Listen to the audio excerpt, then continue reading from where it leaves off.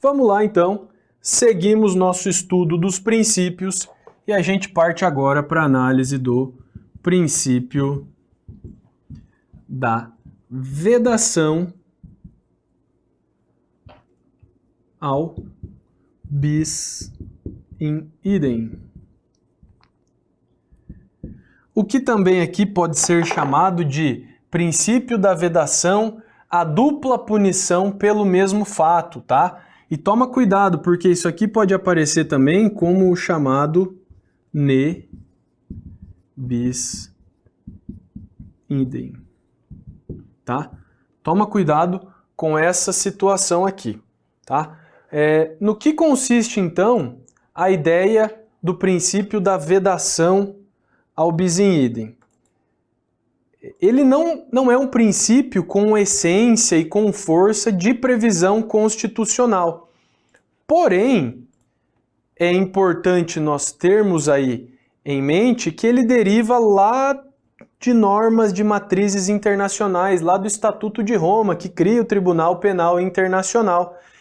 E aí, para que nós possamos entender a sistemática do princípio da vedação ao bis in idem, é importante que nós passemos pela análise do artigo 20 do Estatuto de Roma. Veja só. Ne bis in idem. Salvo disposição em contrário do presente estatuto, ninguém será julgado pelo tribunal por condutas constitutivas de crimes pelos quais já tenha sido condenado ou já absolvido pelo próprio tribunal. Ninguém será julgado por outro tribunal por crime previsto no artigo 5º, pelo qual já tenha sido condenado ou absolvido pelo tribunal. E ninguém que já tenha sido julgado por outro tribunal por uma conduta igualmente prevista nos artigos 6º, 7º ou 8º será julgado pelo tribunal pela mesma conduta, a menos que os procedimentos no outro tribunal tenham obedecido ao propósito de subtrair o acusado de sua responsabilidade penal por crimes sob a responsabilidade do tribunal ou não tenham sido conduzidos de forma independente ou imparcial, em conformidade com as normas do devido processo reconhecidas pelo direito internacional, mas de tal forma que, nas circunstâncias, era incompatível com a intenção de efetivamente submeter o indivíduo em questão à ação da justiça. Então, o que nós temos aqui? Nós temos naturalmente a consagração de um princípio que proíbe a dupla punição do indivíduo pelo mesmo fato. Então, nós temos aqui o ne bis in idem, a proibição da dupla punição pelo mesmo fato. Esse princípio tem exceção? Tem a exceção que está prevista ali mesmo no artigo 20 do Estatuto de Roma. Deixo isso para que seja trabalhado em direitos humanos ou lá no direito constitucional, enfim, onde for pertinente. Mas aqui, no estudo do direito penal, nós temos que trabalhar que o princípio da vedação ao bis in idem comporta sim uma exceção. E essa exceção aparece lá no artigo 7º, inciso 1, parágrafo 1º do Código Penal. E no que consiste essa situação aqui? O artigo 7º, inciso 1, parágrafo 1º, consiste na ideia da extraterritorialidade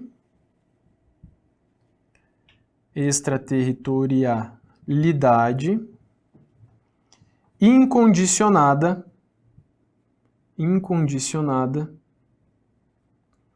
da lei penal. Então, aqui nós temos situações, nessa previsão aqui legal, nós temos situações em que o indivíduo será responsabilizado duplamente pelo mesmo fato.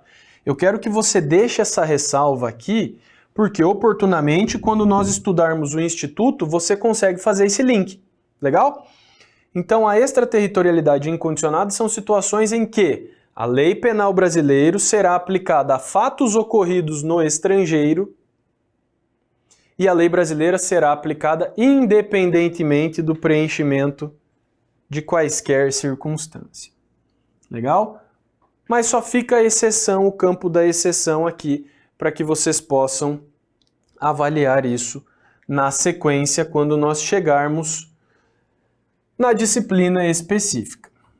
Como segundo princípio de estudo agora, vamos falar sobre o princípio da presunção. Deixa bonitinho aqui.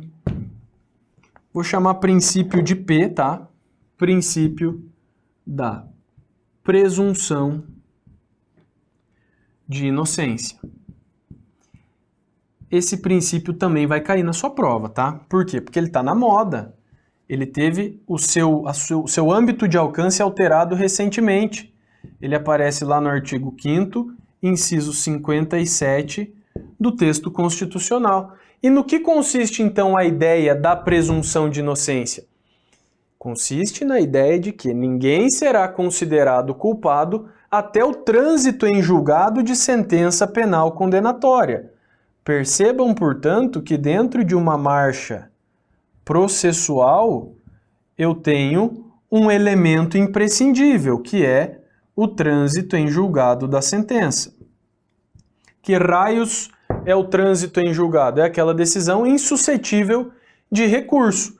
Beleza. Então, a partir do trânsito em julgado, após eu posso ter os efeitos da condenação. E que efeitos são esses? Ora, você pode ter a perda do cargo, a obrigação de reparar o dano, a suspensão do direito de dirigir. Você pode ter a inscrição do nome do réu no rol dos culpados. Então, todos os efeitos presentes lá no artigo 91 e 92, mais os específicos de cada delito. A interpretação inversa é que antes do trânsito em julgado, sem efeitos condenatórios. Sem efeitos da condenação. Beleza. Em algum momento aí, existe alguma previsão de que o indivíduo não possa ser preso, mesmo que sem o trânsito em julgado?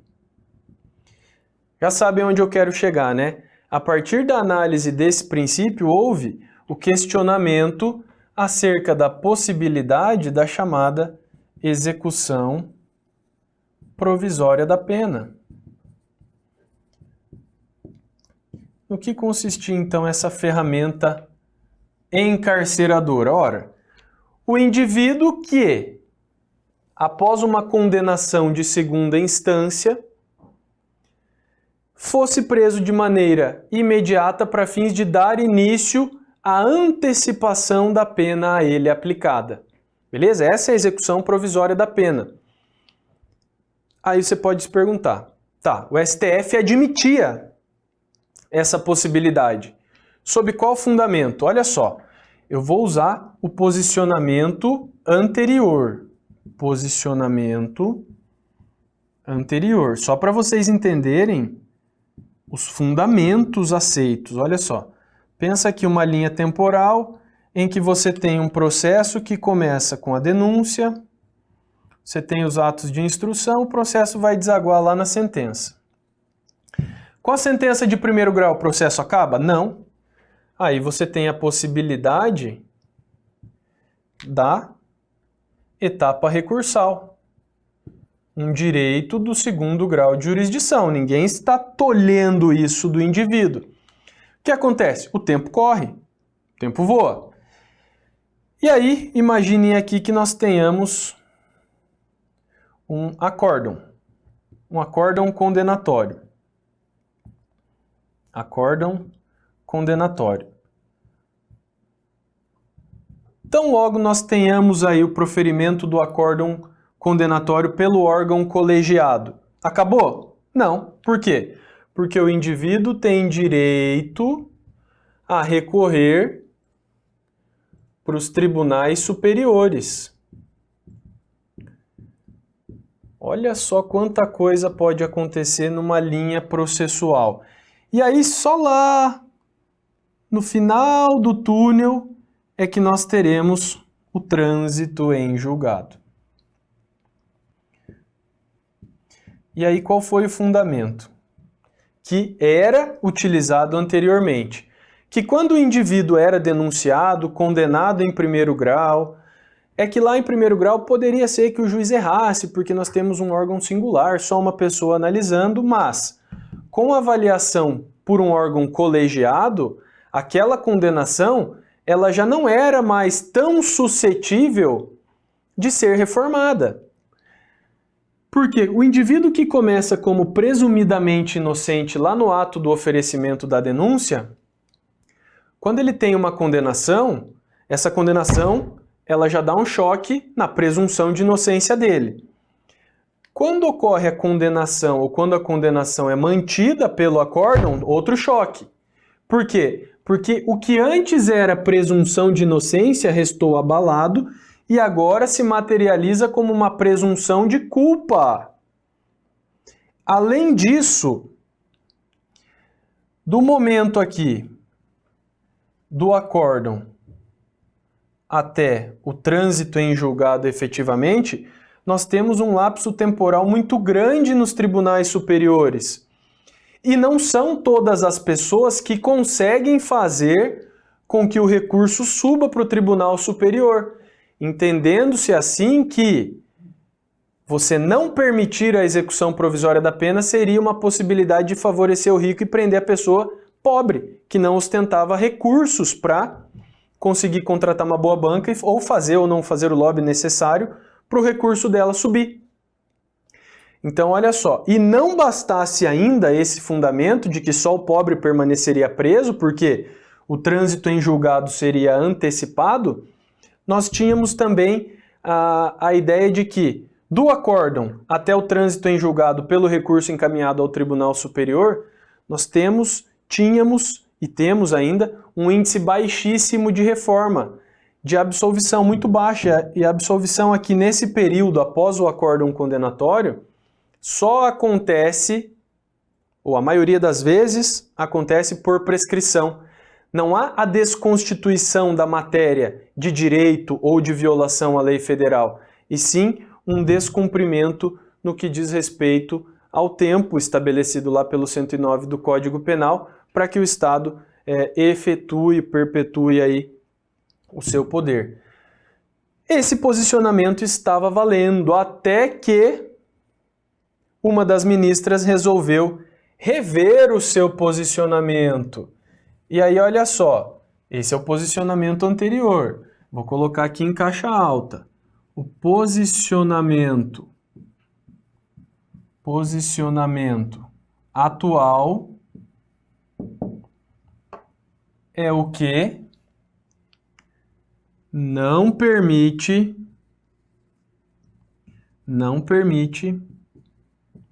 a execução provisória da pena, enfatizando-se o preceito do Código Processual Penal, que estabelece que a prisão só pode ocorrer a partir de um flagrante delito ou de ordem escrita e fundamentada da autoridade judiciária a partir da sentença transitada em julgado. Legal? Vamos avançando aí. Princípio da materialização do fato. Princípio da materialização do fato. Vamos lá. Quando um cidadão é julgado pelo ordenamento jurídico brasileiro, ele é julgado pelo quê? Ele deve ser julgado por aquilo que ele cometeu. Então, o indivíduo deve ser julgado pelo fato até então praticado, fazendo valer o chamado direito penal do fato.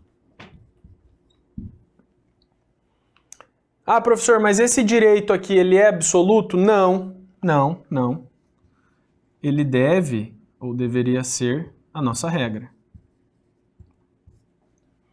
Porque nós temos institutos excepcionais, naturalmente, nós temos aqui a exceção, que fica por conta do quê? De disposições no nosso ordenamento jurídico que traduzem o chamado direito penal do autor. O que é isso? Direito penal do autor são algumas disposições em que a situação do indivíduo é agravada não pelo que ele fez, mas sim pelo que ele é. Dá um exemplo? Sim, a reincidência. Então, a reincidência é considerada uma situação envolvendo o direito penal do autor, porque aqui leva-se em consideração quem ele é. Tá? Então, já vou colocar essa situação aí. Então, vou colocar aqui o exemplo, a reincidência, e vou colocar um balãozinho para você entender. Aqui no direito penal do fato, o indivíduo deve ser julgado pelo o que fez. E essa tem que ser a nossa análise. A nossa análise deve ser casuística para o fato. E aí, quando a gente fala em um direito penal do autor, o indivíduo será julgado pelo que é, que deve ser traduzido como uma situação excepcional. Não é a regra que vige no nosso ordenamento jurídico o direito penal do fato. Toma cuidado com isso e vamos que vamos para falar do princípio da isonomia. Princípio da isonomia, mais um com previsão lá no artigo 5º, caput, né, do Código ou da Constituição Federal, estabelece que todos são iguais perante a lei, devendo eles ser devidamente respeitados de acordo com a sua essência. Mas vamos lá, o princípio da isonomia também é um princípio absoluto? Não, é um princípio que também comporta exceção. Por quê? É preciso que se dê tratamento dos iguais na medida das suas igualdades e aos desiguais na medida de suas desigualdades. Por exemplo, quando a gente fala, vou colocar aqui a título de exemplo, na Lei 11.340 de 2006, quando a gente fala na Lei Maria da Penha, ela é uma lei em que, se nós analisarmos a essência do artigo 5º da Constituição Federal, nós podemos falar, pô, essa lei ela é fadada à inconstitucionalidade. Por quê? Porque ela não está respeitando a isonomia. Mas, em verdade, ela está conferindo um tratamento desigual aos desiguais. Tudo bem? Por quê? Historicamente, a mulher sempre foi vulnerável dentro do ambiente doméstico. Beleza? Esse foi um dos pressupostos que autorizou a lei. Então, isonomia, analisar os iguais na medida das igualdades e os desiguais nas medidas ou na medida das suas desigualdades. Legal, beleza? Vamos para mais um. Princípio da proporcionalidade. Esse princípio aqui, meu amigo, ele também não está previsto no texto constitucional nem no texto legal. Mas o que precisa acontecer aqui? Olha só, quando nós temos a ocorrência de um crime, nós teremos naturalmente a imposição de uma pena. É preciso que essa pena ela seja naturalmente proporcional e dentro dos limites permitidos pela lei. E dentro dos limites. Beleza, mas aqui nesse exemplo fica fácil, por quê? Porque nós estamos diante de uma situação em que a lei já nos fornecerá um quantum, um intervalo de pena em que a gente pode seguir. O mais difícil fica analisar essa mesma situação a partir de um critério legislativo. Por que isso? Porque a partir de um critério legislativo, o legislador precisa criar a pena dentro de um critério que respeite a proporcionalidade. E aí pode parecer fácil, né? Mas olha só, uma vez fui na palestra do Rogério Greco E ele já começou a palestra falando sobre o princípio da proporcionalidade. E o que ele falou? Imagine que hoje você é o legislador. Beleza. Imagina que o estupro não é crime. Tá bom, beleza. Você na condição de legislador, qual o intervalo de pena que você estabeleceria para constituição daquele crime? Então percebam, é uma tarefa difícil. Então, o poder legislativo deve ter razoabilidade e proporcionalidade. Pode aparecer aqui a proporcionalidade como sinônimo de razoabilidade, para fins de que a criação da pena e a sua aplicação, elas respeitem um pressuposto lógico. Tudo bem? A ideia básica de proporção. E para nós falarmos sobre o último princípio, vamos falar aqui sobre o princípio da confiança. O princípio da confiança é foda, por quê? Porque você, cidadão, você precisa agir socialmente, naturalmente, confiando na postura de terceiros. Uai, como assim? Veja só. Quando você está andando por uma via, você está andando aqui por uma via, você está com o seu carro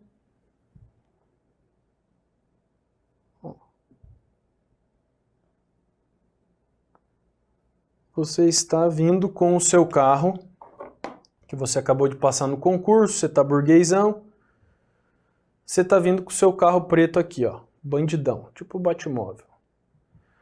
E aí o que acontece? Quando você se aproxima dessa intersecção, você está indo aqui nesse sentido, ó.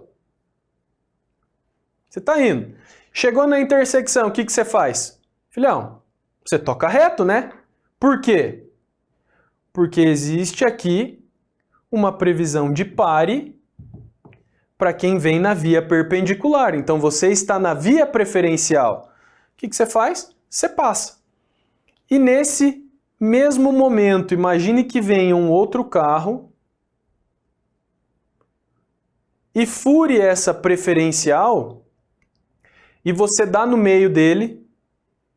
O carro furou aqui a preferencial.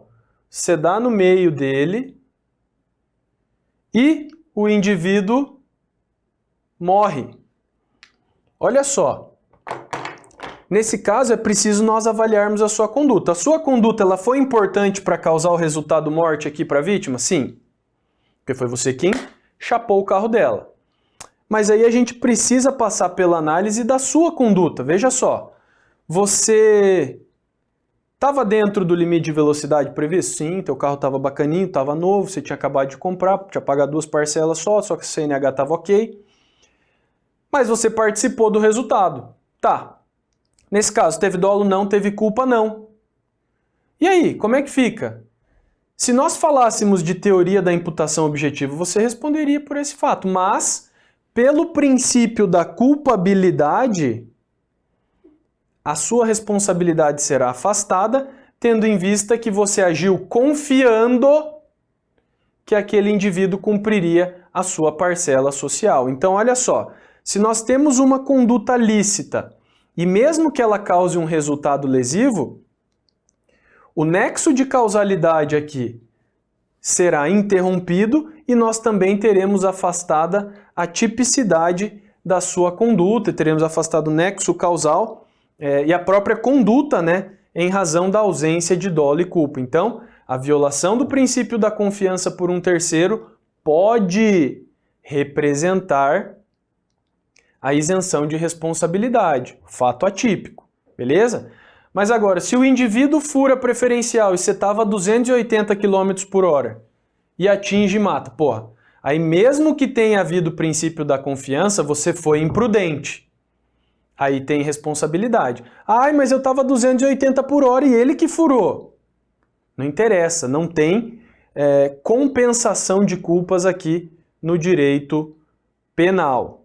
Beleza? Então, com essa observação, nós passamos aí pela análise do princípio da vedação ob in idem, presunção de inocência, materialização do fato, isonomia, proporcionalidade e princípio da confiança, que são excelentes vetores aí para aplicação do direito penal, e eu tenho certeza que com uma boa análise você vai conseguir absorver a estrutura de todos eles. Tamo junto?